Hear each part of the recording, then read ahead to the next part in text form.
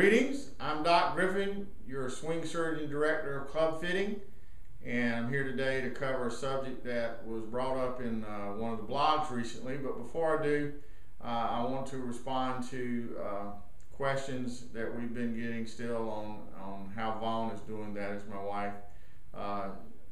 The CT scans are still coming back in very, very positive. It is showing that the tumor, which started out the size of a grapefruit and had gotten to 6 centimeters, is now at 5 centimeters. So it is still shrinking, and we appreciate all the prayers and people responding and asking how she's doing. So I want to fill you in on that. Second thing is, I want to say that I've really enjoyed working and meeting a ton of people over the past year and a half now. And I know that for probably everyone that gets to come in here to see me in Columbia, South Carolina, there's probably 4, 5, 6, maybe more that just feel that it's too long or too difficult a trip to get here. And last year we heard you asking, get us some certified fitters. So we started working on that issue. And I'm proud to say that we now have 26, 27 certified fitters in the 50 continental United States and a couple in Canada. Now, how do you find them, you say? Well, the pages are now done with the listing for the fitters. And if you'll look right about up here, you should see a tab above my head, maybe off to the left just a little bit, that says Academy. If you will click on that tab, you will see down at the bottom club fitters and, oh yes, instructors. You also asked for instructors that were certified to teach Don swing.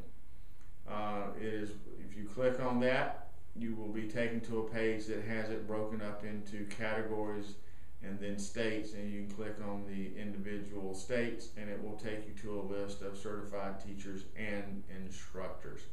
Well, that's the same thing, fitters. So that has been answered. Now, to deal with the subject today that has been approached on the blog, had to do with something somebody saw on another instructional site about holding the toe of the club up at address. Now, behind me here, I have 2 clubs. As you see, left in their natural state, they sit and sole themselves perfectly flat on the ground. The lines, score lines here, are perfectly parallel to the ground.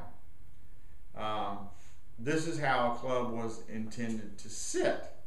Now, the comment that was brought up, or the question was about, they were saying on this other site that they were saying that at address, the toe should sit up off the ground. Well, as you notice, what I had to do in order to get that toe up, now I'm going to stick a shaft inside this. In order to get the toe up, I have to pull down on the shaft. Now, the pulling down on that shaft to get the toe to come up would be a direct result of either one or 2 things in your setup.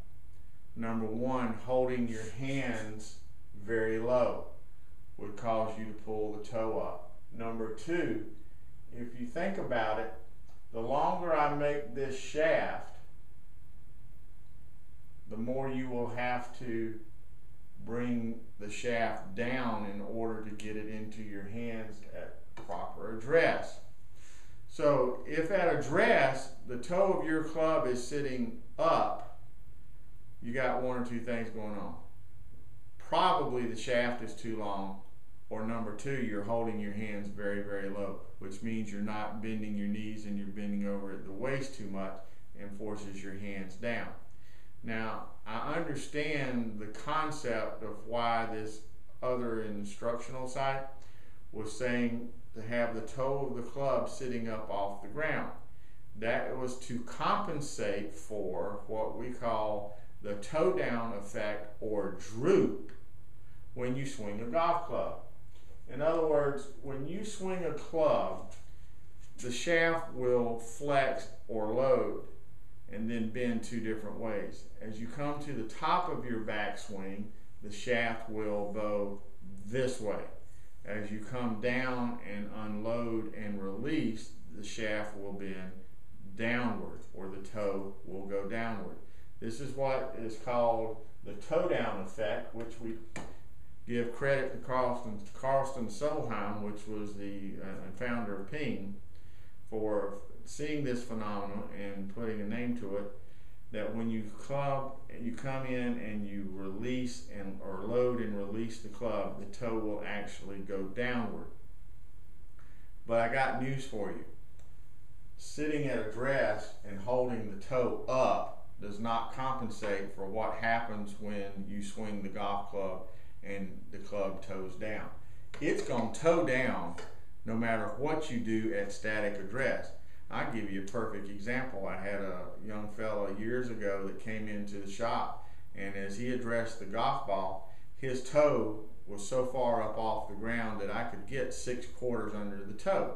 So automatically I'm thinking, man, I'm going to have to get a club that's really, really flat in order for this club to work properly. As when we did his actual testing, his clubs were upright. So this holding and so forth at address has absolutely nothing to do with the dynamics of the shaft and how it reacts coming through. So what does affect that toe down effect? Number one, club head speed and your strength and your actual loading and unloading or release of the shaft through impact. Number two, and primarily, is the shaft itself. How weak or how strong is the tip of the shaft? Of course, the stronger the shaft, the less it's going to allow the force of the club to go down. Number three, how about let's deal with the size of heads and where we're putting the weight. The bigger you make that head and bring the toe out here, and the more you put weight out away from the shaft, the more droop you're going to get. Number four, and this is where we club fitters can come in with sets that you've already got. Of course, if we're building something from scratch, we're going to put you in the right shaft and so forth to begin with. But lie angle. Now, people think lie angle is a direct correspondent to the way you swing. Lie angle, swing path. There may be some correlation, a little correlation there to whether you swing flat or upright, whether you need a flat or upright swing. But I'm telling you, primarily, the need for a particular lie angle is going to have to do with the way you load and unload the shaft and the properties of the tip of the shaft as to how much toe down droop it allows or doesn't allow. So this again is going to be something that you'll need to work with a fitter on, and it is very important. This toe down effect and so forth can cause the club, again, we've been through this before, to actually toe to grab and drag and open up the heel, and this will cause it to put clockwise spin on the ball, which will cause the ball for right-handers to fade or slice. So if you're having some difficulty with this, or you notice that your toes or your clubs are sitting abnormally high off the ground or whatever and not able to sole it flat, you may want to have a club fitter look at your lie angle and length of shaft to check it and make sure that they are properly fit to you. But in conclusion here, folks, let me tell you, at address, the club is made to sit flat, lines parallel. This also aids in squaring up the club face to target instead of trying to see, do I have this square to my target line with lines that are pointed to the sky?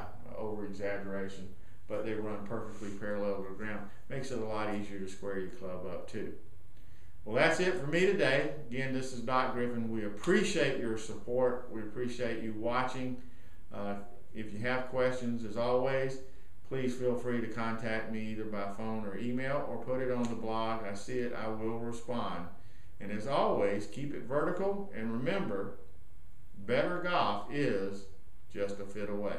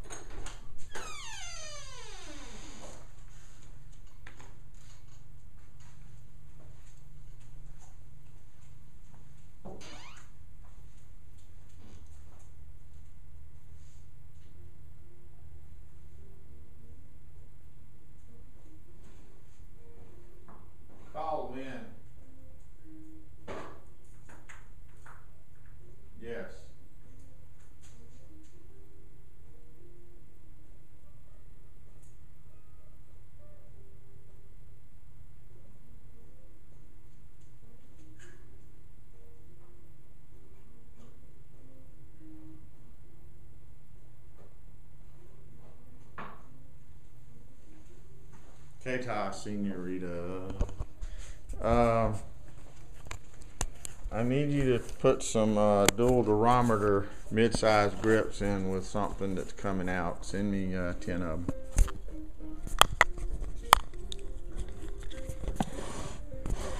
Yes. Okay.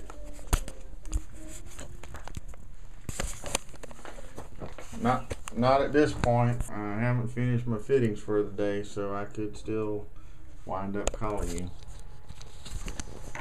Okay. Hey, where are we on the production of the head?